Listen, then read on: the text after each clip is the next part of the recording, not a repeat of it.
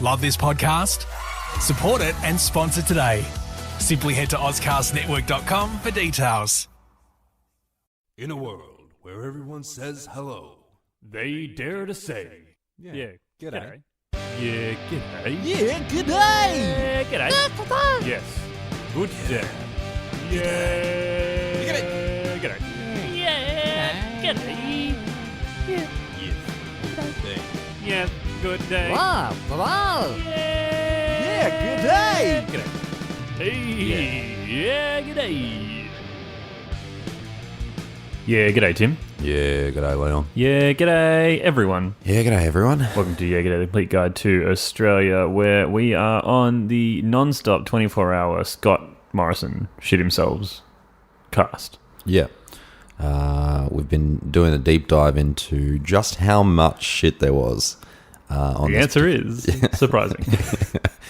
Too much in that he did shit himself. I haven't talked about anything else for the last couple of weeks. Like, literally every moment I get a chance, I'm like, yeah, and Scott Morrison shit himself, and someone's like, he did what? And I'm like, oh, do I have a story for you? You think his policies are interesting. Let me tell you about the time he shit himself in a Macca's. You think he's full of shit? Not all the time. Election's coming up. Hooray! Yeah, next week. Next weekend. That's fun. It'll be an event. I'll definitely vote. I will, for I don't want to get fined. Not because I give a shit. Yeah. But anyway, it's episode 90. Close to the big 1-0. So close, and yet so far. Some would say 10 weeks away. 90, it's a round number, which means it's time to talk about a bushranger. Oh, hello. How do you do? I'm fine, thanks. How are you? Oh, good, thank you. This week, yeah. Who are talking about Johnny Gilbert. Johnny Gilbert. Johnny Johnson, John Gilbert. Yeah, hopefully this one has just as many weird names as the last one. We can only pray. I don't think that it does, that I know of so far, but, you never know when you'll come across a weird name. No, I know nothing about Johnny Gilbert. Johnny Gilbert? Well, let me tell you something about Johnny Gilbert. Not everything. At least one thing. At least one thing. He was an Australian bushranger, which you may have surmised from him being the subject of this podcast. As always, yeah, g'day, Tim. Yeah, g'day. You said you tell me one thing. That's it. Yep, we're done. No, so he's a bushranger. He is a bushranger. Good. A fun fact, it was not born in Australia. He was born in Hamilton, Ontario, in Canada. Oh. In 1842. Did we have Canadians here back then? Yeah, apparently.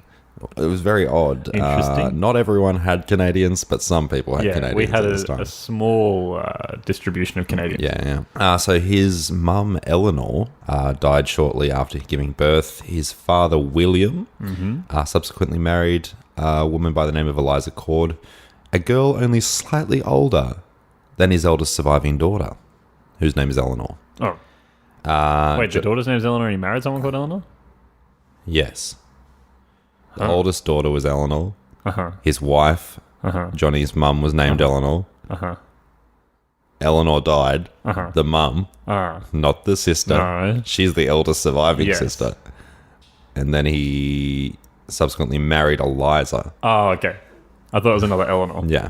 This is a Lord of the Rings situation where you need to write all of this stuff. Oh, yeah, I'm very lost. Who's the Game of Thrones? Yeah. Anyway, so 1852, John and the family actually came to Victorian goldfields. Oh, welcome. To try their luck, get some gold. You got to do it. Everyone was doing it. The news reached Canada. Nobody knows whether they got gold or not.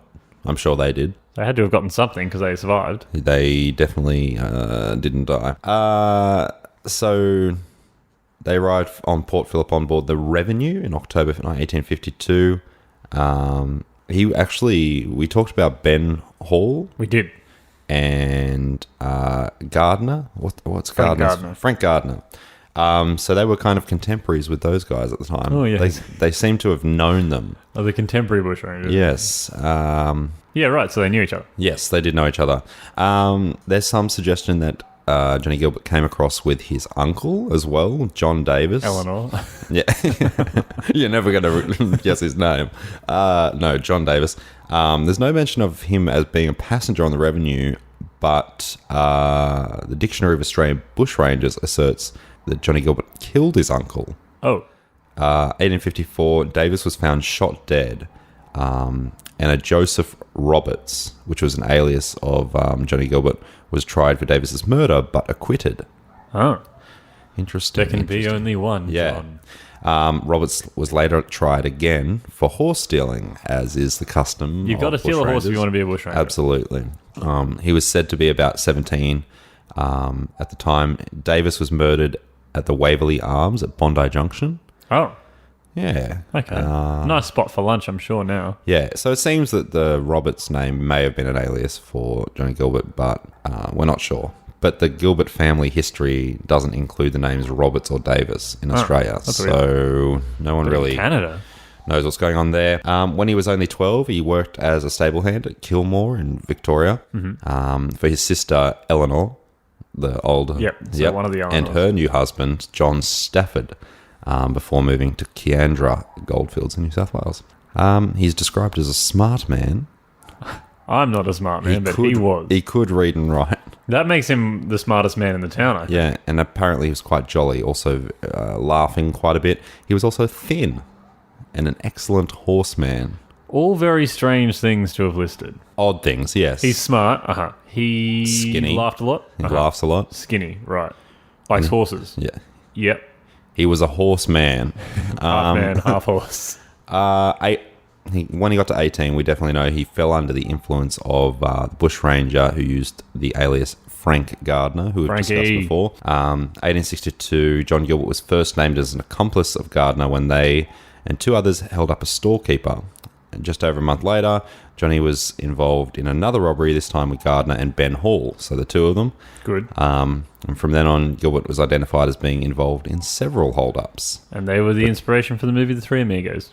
Yes, that's a fact. You can take that to the bank. He was jolly. Yeah. I think that's meant to be a funny movie, isn't it? Possibly. I haven't seen it. Steve Martin's in it. And Martin Short, I think. Frank Gardner. So he worked alongside Johnny. There was Johnny Gilbert, Frank Gardner, Ben Hall, John O'Mealy, Dan Charters, Henry Manns, Alexander Fordyce, Johnny Bow. A real bushranger's bushranger. Oh, yeah. He knew everybody who was anybody in the bushranging game. They went to all the hottest parties. And he started so young. He had a big future ahead of himself in bushranging. The Macaulay Culkin of bushranging. Yeah. 15th of November 1864, gang robbed the Gundagai mail. Oh, that's not good. That's all I have to say about that. It's just something that they did. Took our mail. Oh, and Johnny Gilbert shot Sergeant Parry dead. Sorry, that's that's probably... that's the extra factor. That's a bit more to that one. That you need to know about that. So at this point, he's definitely killed somebody. Yeah. Potentially two somebodies. Kill confirmed. One of whom was his uncle. Yes. Eleanor. Yes. Let's talk about his capture. Senior Constable Charles Hales of the Bennelong Police Station received information at 8 p.m. on 12th of May 1865. This Late is shift. Very specific Late timing. shift. That two rangers had stuck up the wool shed, which I'm assuming is either a wool shed or the name of a bar. It does sound like the name of a bar. Near Murrumbara. Marambara. It's a great I've never sound. heard it before. He suspected they would be in the area of Bennelong due to John Dunn's relative living in the area. John Dunn, I think, is one of those guys that I said earlier. We've done Dunn, I'm pretty sure. Yeah. Basically, they kind of knew that they were going to be there.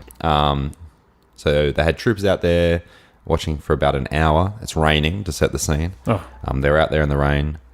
At some stage, Kelly's son, John Kelly is the constable, remember? Just to keep everyone on track with all of these characters. Cause, somewhat following. And then, there's Eleanor. Yes. Eleanor's there with dead Eleanor and eldest surviving daughter Eleanor.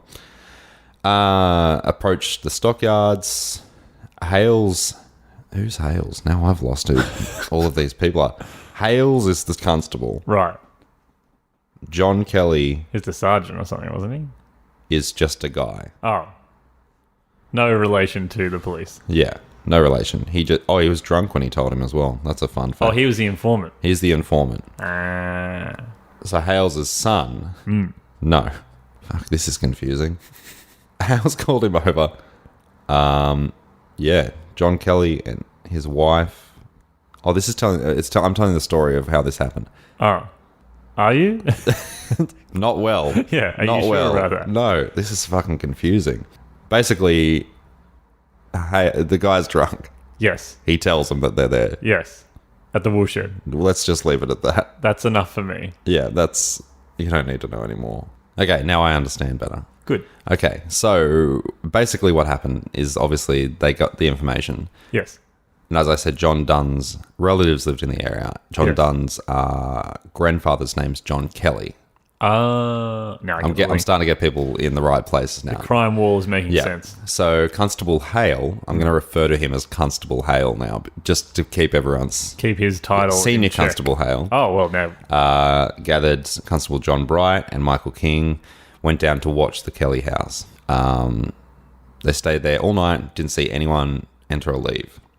Next morning, 8 a.m., John Kelly, under the influence of alcohol... Yes. So this John Kelly, the grandfather, informed Senior Constable Hales that Johnny Gilbert and Dunn were at his hut. Right, because he's the relative, uncle, He's whatever it was. For some reason, he tells them that they're there. Anyway, so he gets his blokes together. Constable Hales gets his blokes together again. They go back down. They sit about an hour in the rain watching the house. At some point, Kelly's son, Thomas, approaches the stockyard. Constable Hales calls out to him and says, "Is there anyone in the house?" He says no. Then Constable Hales and one of his blokes, Michael King, approach the house. The dogs start barking. I'm setting the whole scene here. Yeah, that dog was barking until this moment. Now shut up. John Kelly and his wife came to the door of the hut. Seeing Trooper Hales, this is weird because he told them they were here. He yells out, "Look out, the hut's surrounded by bloody troopers." As Hales entered the hut, 2 shots were fired.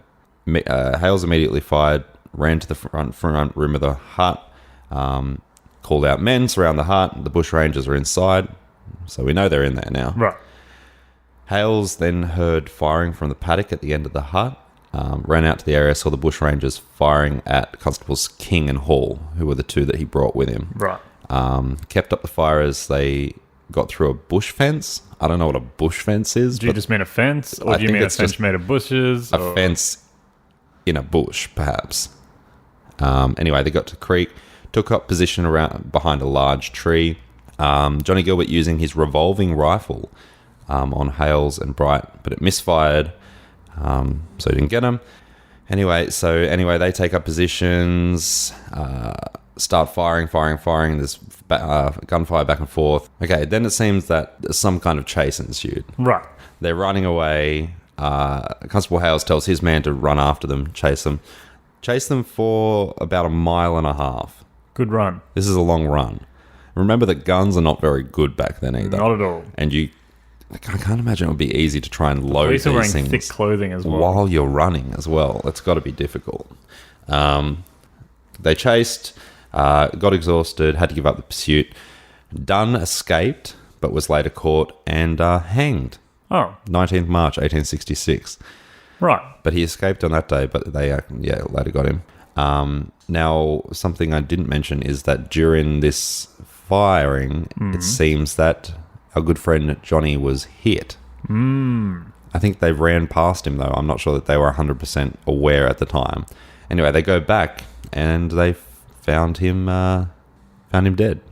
So he was hit in the ensuing gunfire as they're running. Wait, who? Johnny Gilbert, our man. Who got hanged? Dunn. Oh. This other guy. Fuck me, I'm confused. Yeah, I know. It's like a Russian novel. Who is everybody? Right. So John Dunn got away and they captured him later and got hanged. Because when you said that, I was like, well, that was a weird way for you to finish the story of this bushranger we're talking about. Yeah. But we've done Dunn. But Johnny Gilbert was hit. They ran past. Went back. He did. Okay. On it. They brought his body to Constable Henry Hall, who was put in charge of the body. They searched it, found money, jewelry, powder flask and guns and bullets all on him. Taken back to the police station, and John Kelly and his son were taken into custody as well, I guess because they harboured fugitives. Yet reported them. Yeah. John Kelly's a strange man in this story. It is. And that's kind of the story. People got money out of this. The informer Yeah. who told them. Wasn't that John Kelly? No, because he was drunk when he said it. There must have been. They'd never named the person who said it initially. It was someone else. He got £500, which is a lot in that Fuck yeah. money. Hale's got £150, Bright 130, King 120, and Hall 100. So that's that. Good bit of money. Yeah, he was involved in 630 hold-ups. Really? And yet that Wikipedia article talks about none of them. No, it doesn't. It just says that they happened. Good to know. It doesn't tell you anything. You have our word. Yes. Believe me when I say he did 630 hold-ups. And there will be no more on that. He was Australia's worst criminal at the time of his death. Oh. Well, buddy, Nedwood came after that, mate, so hold your horses. Did he? What time? When was this? What year did he die? That is great question. Thanks for asking. 1865. Oh, yeah. Ned was 1865. 1880, 1890 or something. Yeah, so it was pre-Ned. Pre-Ned. The years before Ned. Yeah. So is that all there is on Johnny Gilbert? There isn't any more? Yeah, there's nothing about his actual hold-ups. But you know that there was 630. That's all you need to know. I clicked on the representations in media section of Wikipedia, and he has been in 2 shows. He's been portrayed in 2 shows. Well, a show and a movie. Both those focus on Ben Hall. Of course. He was in the Ben Hall TV series in the 70s, and then he was in The Legend of Ben Hall, which I think is that movie that person that Aiden knows did the movie of. The guy that's directing the film that Aiden's doing, the Kelly stuff. Yeah, it seems perhaps Ben was the more interesting of the two. Maybe. Right. Beards are on faces. That's a true fact, So yeah. I don't think he Well had observed. one, did he? He did not. The pictures of him are very upsetting. They're like creepy as hell. That engraving by John Gilbert, which is... engraving of John Gilbert, sorry. By John Gilbert. Is John Gilbert. Self-portrait. I don't understand Who's Eleanor? who people are today. Yeah, it's disturbing, right? Yeah. But he doesn't have facial hair, does he? He got chops? 0. Nothing at all. Nothing. So he's a 0 on the scale of on a beard. Our beards look good because we use Bushrangers Brew. That's true, we do. That's all you need to know. I use Mystics. Tim uses Rum Rebellion and Bunyip Streaming. Correct. You get the oil, you get the beard wash, you get the beard... What's the other one? I always forget it. Balm. Oil, balm. Yeah. Balm. And you can get some moustache wax if you want it. Oh, hello. And you can do all that at www.bushrangersbrew.com. And once you've got your cart full, you've bought all your stuff, you've bought double, you bought extra, you bought triple, then you put in the code YEAHGDAY, YEAHGDAY, all caps, and you get 25% off your order. 25. As far as we know. Yes. Haven't checked in a while. Yeah, it's just definitely... You can take our word. Just 630 hold-ups. 630 voters, 25% 25% off. Yeah. But go and do that and help Joel out. Tim, what do you got on your phone? I have many pictures of dogs, Uh-huh. but in amongst those pictures, I also have a dadvice. Excellent. Let Give me it read. to us. I would love to. Howdy, gents. It's Mother's Day coming up. Actually, it's Mother's Day as we record. Hey, you idiot. And hoping to get some good advice from you regarding how to cook a good lamb roast. Oh, okay. I want to make me mum a good dinner, and nothing beats a lamb roast, except maybe a pork roast. Incorrect. No. Gav's got it right. His name's Gav. We'll get Come on, there. Got any tips or tricks you can share to get a good one going? Happy Mother's Day to your mums, gentlemen. Cheers, Gav. Okay, first of all, pork roast not good. I love a good pork. Makes me sick. You make a good pork roast. I love a good pork roast. Solution to make a lamb roast. Buy lamb. Yep. Give it to your mum. Yep. Get her to cook it. Because she knows what's up. Yeah. I don't know. We do a little bit of a Greek style nowadays. Put a bit of lemon in there. Live in Melbourne now, all of a sudden you think, we Second can largest do Greek everything population Greek outside of style. Athens. Yeah. Yeah, a bit of lemon in there, a bit of, I think, rosemary and some of that kind of stuff. Get a bit more of a citrusy thing. Let it cook slowly, make it more of a pull apart. Yeah. I think we had it on some wraps last time, some pita bread. Oh, yeah. Otherwise, I don't know. How do you make a lamb roast? You put it on a tray. Yep. Maybe you do a bit of a salt rub on that bad boy. Oh, yeah, you got to put salt on. Rub it in with salt and some oil. Yeah. Chuck that in the oven. Yeah. That's it. Then throw it in the bin and put pork in instead. Pretty simple, to be honest. The great thing about a roast is it's hard to fuck it up. But then the accompaniments, that's where it's at. Yeah. First of all, take the lamb out, let it rest Always let it rest. Let it rest. It's had a hard time in there. Let it just have a second. If it's on the bone, give the bone to the dog. Really? What? Isn't that bad for? Is it? Maybe. It's meant to be raw bones, isn't it? Yeah. You shouldn't give... I don't have a dog. Shouldn't give cooked bones to dogs. Give bones to all the dogs. I don't They fucking can know. splinter.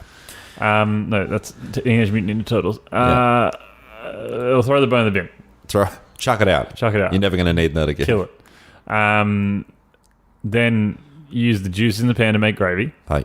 Bit of flour. Tomato sauce, according to Paul Kelly. Little red wine.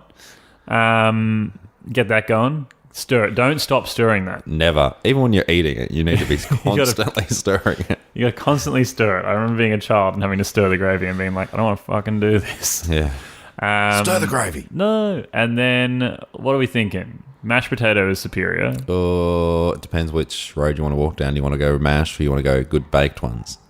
I've just told you that mashed potato is superior, so that's the road I'm walking. I'm walking here. Let's go down the baked potatoes, I'd say. But, we can have our This is wrong my opinions. recipe.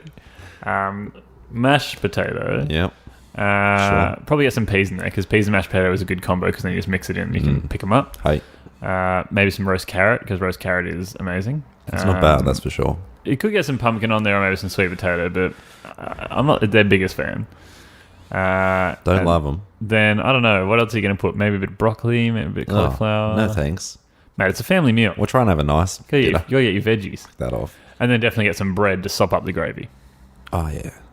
A good bread. A damper, perhaps. A damper. So what are you changing on that? Is the only thing you're changing is that you want roast potatoes instead of mash? Roast veggies, yeah. Yeah. Always roast veggies. It is easy to do the roast veggies. Yeah. But yeah, Gav, not a great question, mate. Here's some dad advice for you. Come up with a better question. Here's some advice for you. Go to Google and type in how to make a lamb roast. Don't wait for the podcast to answer it the day of. Which is going to come out afterwards. I was going to say, this isn't even guaranteed to go up today. This might go up tomorrow. And Gav's you'll be like, oh, shit. literally Fucking sitting at home. serving his mum raw lamb. Yeah. I didn't know how to cook it. I was waiting on the boys, so... Lamb sashimi straight from Japan. Yuck. That'd be gross. Can we open like an Australian, what do they call it? Modern Australian restaurant with a Japanese twist. Yeah. It's Everything's... steak sashimi. Everything's sashimi. Pork sashimi. We serve our crackling deconstructor, which by that we mean we haven't cooked it. It's just fat. Yeah. Well, Chew on it. Good stuff. Tim, I'd like to thank Teylor Smirl for our wonderful cover art. oh, yeah, me too. And I'd really like to thank Curtis Fernance, Fern Tree Music, for introduction music today and every day. Every day of my life. Yeah. Check out our stuff on the Yeah G'day website, which has that weird link now that I don't remember, but it's in all the descriptions. Fantastic. Thanks to Auscast having us on the network. Cheers, boys. Patreon episode is surely in the works. Thank you for your patience at this time, where episodes are late. We appreciate your time and effort. It's all Tim's fault. He's a bloody full-time teacher. He's going to uni. He's got a musical coming up. He's got the podcast. Oh, wait. Yeah. And Some of that's me. I outsource all of that to Leon. Yeah, Tim actually has all the jobs and I just do them. We look the same. Yeah. So thanks for that. As always, yeah, g'day, Tim. Yeah, g'day, Leon. Yeah, g'day, everyone. Yeah, g'day, everyone. Catches on the flippity flop.